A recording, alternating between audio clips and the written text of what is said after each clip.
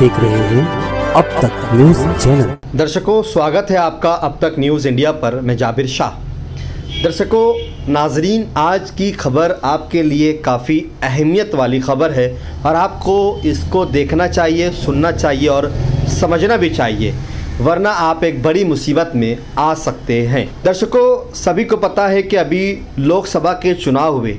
धुलिया मालेगांव लोकसभा में जो चुनाव हुए थे, इसमें डबल और ट्रिपल वोट रखने वाले लोगों की एक यादी तैयार कर मालेगांव तहसीलदार और नासिक ज़िला कलेक्टर वो निवडणूक अधिकारी को दी गई है।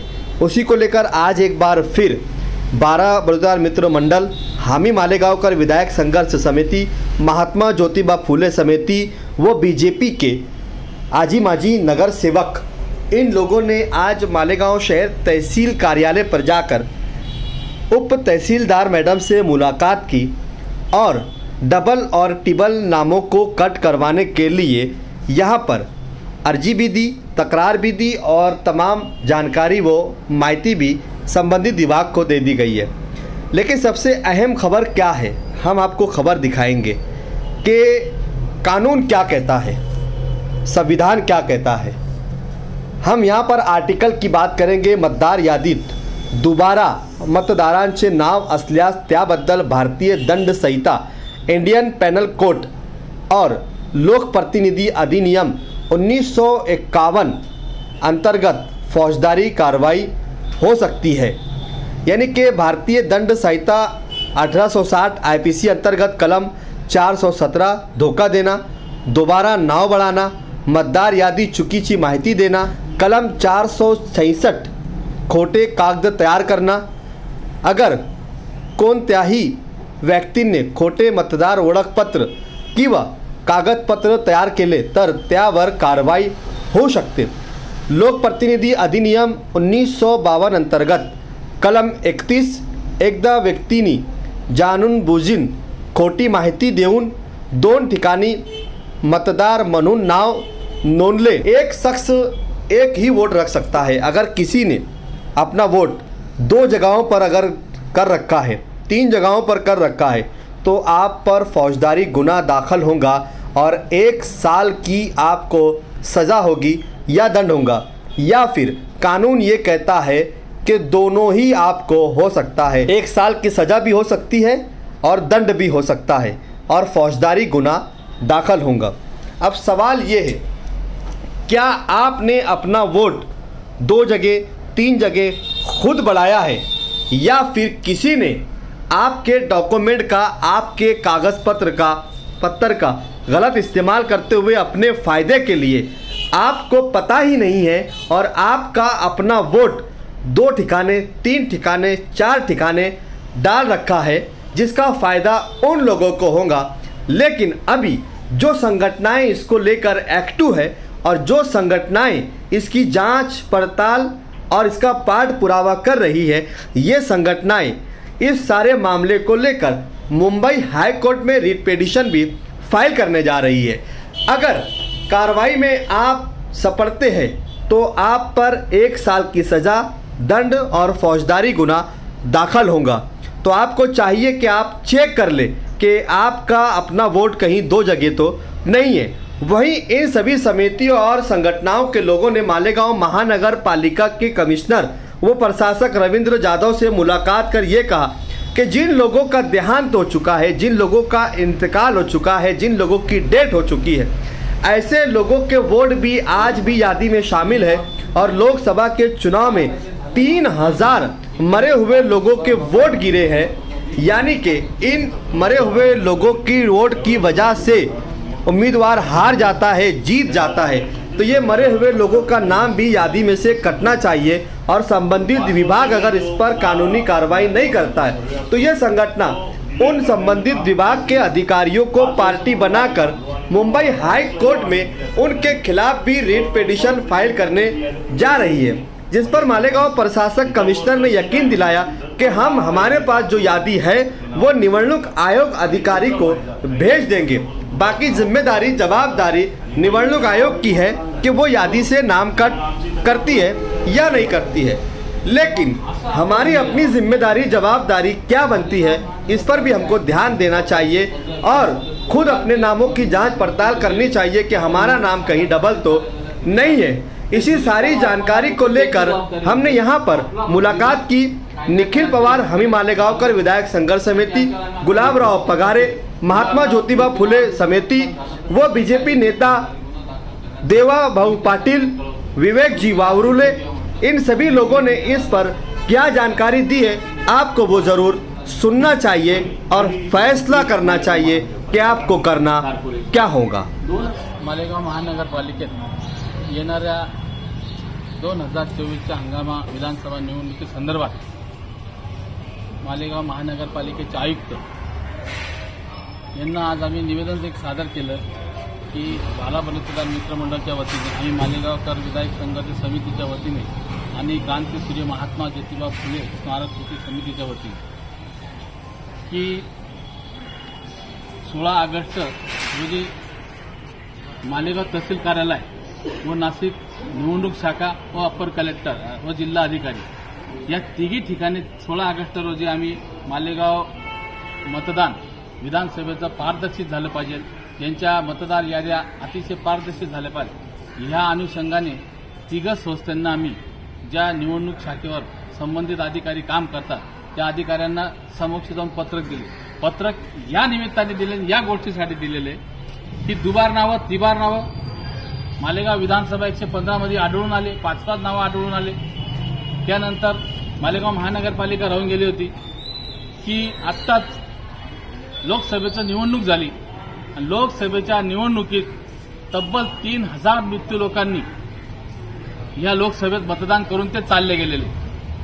म्हणजे मृत्यू लोकांचं मतदान होतं कसं, म्हणून महानगरपालिकेला आम्ही आयुक्त साहेबांना सूचित करण्यात आलं की आपल्या मालेगाव महानगरपालिकेला देखील निवडणूक शाखा आहे, त्या शाखेला आपण मृत्यू लोकांची यादी द्या आणि त्या शाखेच्या मार्फत ते तहसील कार्यालयाला यादी देतील आणि ते मृत्यू लोक आजपर्यंत जेवढे मतदान करत होते त्यांना रोखा, त्यांना आळा घाला आणि यावेळेस त्यांचं मतदान झालं नाही पाहिजे। या अनुषंगाने मालेगाव महानगरपालिकेच्या आयुक्तांना आम्ही हे निवेदन देण्यासाठी या ठिकाणी आलो आणि ही निवडणूक पारदर्शित झाली पाहिजे। त्यानंतर असं जर नाही झालं हे दुबार मतदान आणि मृत्यू लोकांची यादी जर कटणी झाली तर आम्ही यांच्यात या निवडणूक यंत्रणेवर जे संबंधित अधिकारी काम करतात यांच्याविषयी मुंबई उच्च न्यायालय कोर्टात आम्ही दाद मागून यांच्यावर पर्सनल म्हणे गुन्हे दाखल करू, या ठिकाणी आपल्याला आपल्या माध्यमातून या अधिकाऱ्यांना सांगू इच्छितो। निखिल भाऊ, काय चर्चा झाली आयुक्त साहेबांसोबत? सन्माननीय आयुक्तांना मालेगाव महानगरपालिका हद्दीतील जे नागरिक मृत पावलेले आहेत त्या नागरिकांचं नाव मतदार यादीत समाविष्ट आहे, हे नाव कमी करण्यासाठीची जी प्रोसेस मालेगाव महानगरपालिकेच्या निवडणूक शाखेने राज्य निवडणूक आयोगाकडे चे प्रतिनिधी म्हणून सन्माननीय तहसीलदार यांच्याकडे वर्ग करणं अपेक्षित होतं। ती प्रक्रिया गेल्या अनेक वर्षापासून मालेगाव महानगरपालिकेकडनं झालेली नाही। त्या संदर्भात सामाजिक संघटनांच्या वतीने बाराबलुतेदार मित्रमंडळ असेल, क्रांतीसूर्य महात्मा ज्योतिबा फुले स्मारक समिती असेल, आम्ही मालेगावकर विधायक संघर्ष समिती असेल व इतर सगळ्या सामाजिक संघटनांच्या प्रतिनिधींच्या उपस्थितीत सन्माननीय आयुक्तांकडे मागणी करण्यात आली की गेल्या अनेक वर्षापासून जे मृत्यू झालेले नागरिक आहेत त्यांची यादी ही तहसील कार्यालयाकडे आपण हँडओव्हर करावी आणि तहसीलदार साहेबांनी त्या यादीच्या अनुषंगाने जे 2024च्या मतदार यादीमध्ये मृत्यू नावं समाविष्ट आहेत ते वगळले जावे, ही प्रक्रिया करणं अपेक्षित आहे। सन्माननीय आयुक्तांनी त्याबद्दल पॉझिटिव्ह रिप्लाय दिला आहे। त्यांनी याबद्दल सांगितलं आहे की आम्ही यादी तात्काळ तहसील कार्यालयाकडे वर्ग करू। मला वाटतं मालेगाव महानगरपालिकेचा निवडणूक शाखा असेल आणि तहसील कार्यालयाची निवडणूक शाखा असेल यांच्या वतीने दर पंचवार्षिकला निवडणुकीच्या अगोदर निवडणूक सर्वेक्षण केलं जातं, मतदार यादी सर्वेक्षण केलं जातं। मग ही प्रक्रिया संशयास्पदरित्या पार पाडली जाते, ती कागदपत्री पार पाडली जाते। बीएलओ प्रत्येक घरोघरी जाऊन मतदाराची नोंदणीची प्रक्रिया पूर्ण करत असतो। मतदार मृत्यू झाला असेल तर त्या संदर्भातली कमी करण्याची प्रक्रिया पूर्ण करत असतो।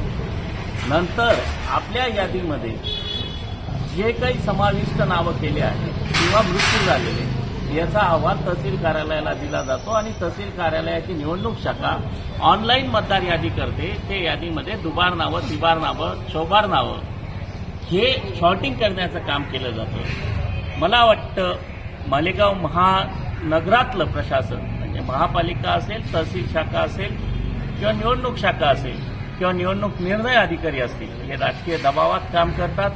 बोगस मतदान व्हावं याच्यासाठी ते मदत करतात आणि यासाठी राज्य निवडणूक आयुक्त यांनी संबंधित निवडणूक निर्णय अधिकाऱ्यावर जबाबदारी निश्चित करून त्यांचं निलंबन केलं पाहिजे. त्या अनुषंगाने कारवाई झाली पाहिजे. राज्यात जर अशा पद्धतीने दुबार, तिबार, चौबार नावं येऊन 4-4 ठिकाणी मतदान होत असते, एका निवडणुकीत त्याचा फटका बसला असेल, तर अनेक निवडणुकांमध्ये त्याचा फटका बसलेला आहे. हा गृहीत धरून संबंधित बीएलओ आणि निवडणूक निर्णय अधिकारी याला दोषी धरून त्यांच्यावर कारवाई झाली पाहिजे अशी आमची मागणी आहे. स्वाभाविक आहे, हे जे काही बोगस मतदान आहे त्याला बोगसच म्हटलं जाईल. कारण दुबार, तिबार नावं, मय्यत नावं आजही यादीत समाविष्ट आहेत आणि हे समाविष्ट करून घेण्यामध्ये कोणाचा इंटरेस्ट आहे? कारण गेल्या लोकसभेला आदरणीय खासदार डॉक्टर सुभाष बाबा भामरे यांचा जो पराजय झाला तो ह्याच मय्यत मतदारावर झालेला आहे असं मी म्हणतो.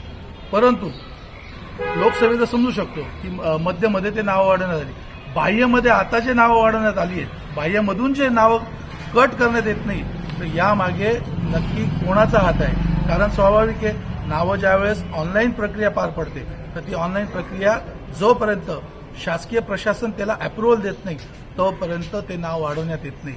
आणि शासकीय प्रशासन जर त्याला अप्रुव्हल देत आहे मग याच्यावर नक्की आदेश कोण करतं हे शोधणं सगळ्यात महत्वाचा भाग आहे.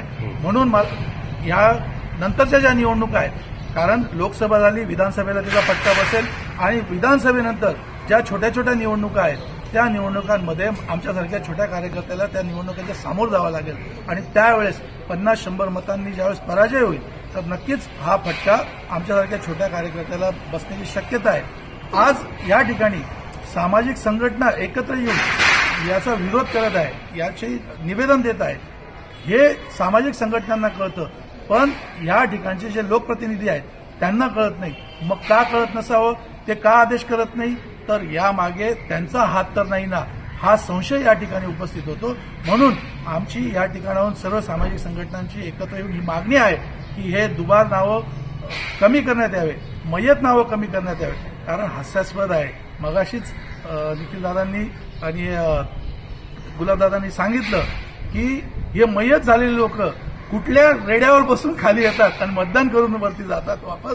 तर यांचा तो रेडा थांबवला पाहिजे. कोण रेडा यांना मदत करतो ते थांबवलं पाहिजे. धन्यवाद.